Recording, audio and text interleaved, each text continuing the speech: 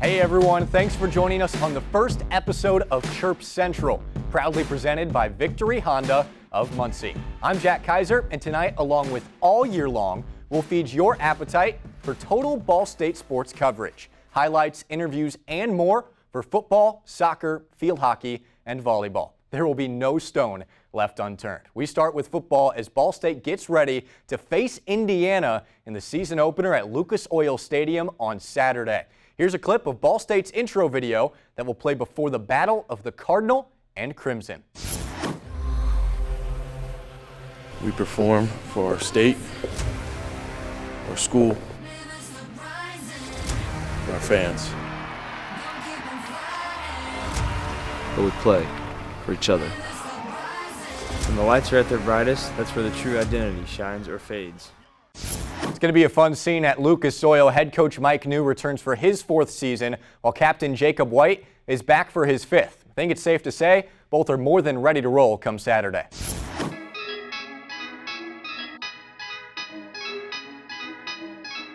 When we came into training camp, I think the biggest difference for me was the shape, the chemistry of this football team, that you work hard during the two and a half weeks of training camp to kind of develop that at night. You learn about one another, you do team building activities, and that's been the biggest difference in my eyes, is just watching this team and the shape that it's taken.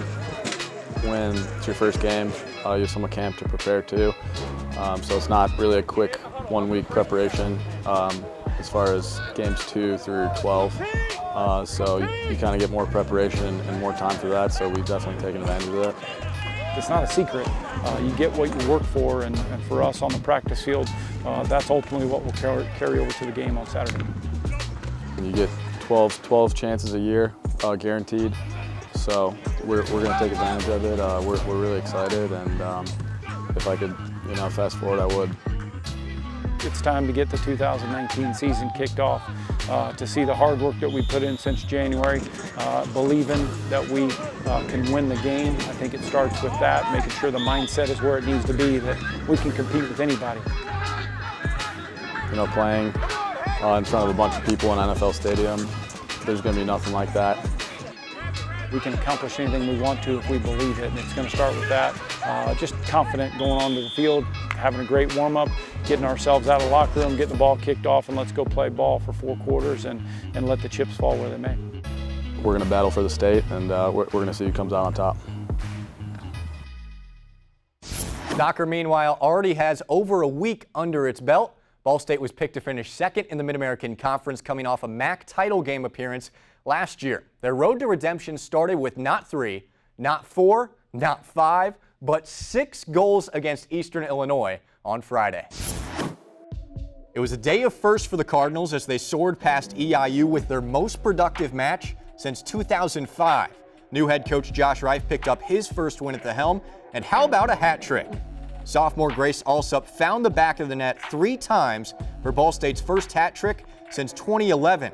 In a steeper task against Marquette on Sunday, it was a fruitless tug-of-war through 72 minutes. That was before senior Sam Campbell rescued Ball State with her first goal of the year. Marquette couldn't muster an equalizer down the stretch, and Ball State improved to 2-0. As you could probably guess, accolades followed the first week of action for Ball State, scoring 7 goals and giving up a goose egg. Grace Alsup took home the MAC's Offensive Player of the Week with her hat trick against Eastern Illinois, while Tristan Studeville produced the only clean sheet in the conference, making 5 saves along the way. Congrats to Tristan, Grace, and the entire team. On the other side of Briner Sports Complex, Ball State field hockey had its own go at the Hoosiers last week. It wasn't regular season action, but a scrimmage to find out where they stood. As the teams went head-to-head, head coach Stephanie Bernthal took some notes and discussed their process for the upcoming season. I think our main expectation was to come in fitter, faster, be a lot more aggressive, be able to play both sides of the ball better. We achieved one of them today, which is give up less defensively. It's huge for us, and then hopefully we can put more goals in. It's a rigorous game out there, so we do a lot of treatment, recovery, and being smart with our training. We've got a really cool high-performance monitoring system we use to kind of help with that recovery piece in our preparation.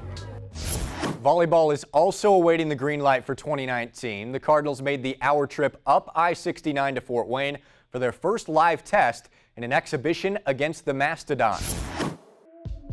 Ball State did fall in 5 sets, but 14 different players saw action, including 7 newcomers. Returning contributors this season include seniors Kate Avila, Sydney Van Beek, and reigning MAC Setter of the Year Amber Seaman.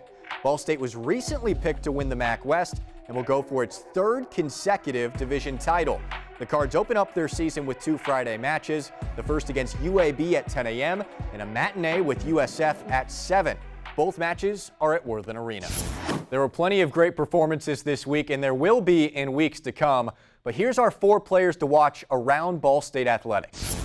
Grace Alsep with her first career goals, all coming in the hat trick on Sunday. Riley Miller, coming off a great season at wide receiver, will be a key component in the Ball State offense this season. Miller ended 2018 with a touchdown catch in each of the final 6 games. Amber Seaman, named the best distributor last season, and will be the centerpiece once again this year. And lastly, field hockey senior Michelle Shampton. She led the Cards in goals last year and picked up right where she left off with a goal against IU in the exhibition. The highly anticipated meeting between Ball State and Indiana on the gridiron will bring fans from across the state and be special for everybody involved. Indianapolis native Brandon Martin shared how excited he is to take the field in his hometown on Saturday. Being able to play in Lucas Oil is going to be a really good experience for me. Growing up an Indianapolis guy, growing up an Indianapolis Colt fan, I don't think it gets any better than being able to play in Lucas Oil versus IU, opening weekend of college football. I don't think it gets any better for a guy that grew up in Indiana and grew up in Indianapolis. So I think it's going to be awesome. I think the platform to show a lot of people what Ball State football is all about. I'm really excited about it. That does it for us this week on Chirp Central, presented by Victory Honda of Muncie. All sports are in action this weekend, and we cannot wait to recap it all next week with you here in Studio B. To stay updated, keep in touch with us right here on social media and follow us elsewhere using @BSU SportsLink. For our fantastic SportsLink crew, I'm Jack Kaiser. Have a great weekend and chirp chirp.